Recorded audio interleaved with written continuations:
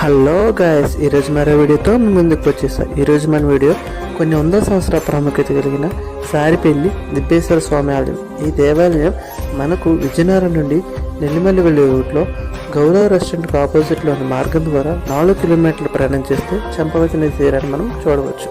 ఈ దేవాలయం కోసం 2 కథనాలు అయితే మనం వింటూ ఉంటాం. ఇందులో మొదటిది, ఈ దేవాలయాన్ని స్వయంగా దేవతలు నిర్మించారని. అయితే రెండవది, ఈ దేవాలయాన్ని కళింగరాజులు నిర్మించారని వింటూ ఉంటాం. ఏది ఏమైనా ఈ దేవాలయానికి కొన్ని వందల సంవత్సరాల ప్రాముఖ్యతని మనం గమనించవచ్చు.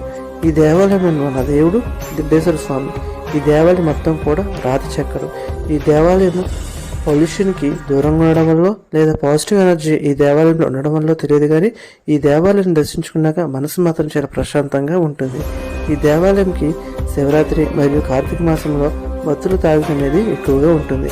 ఇంకా ఎవరైనా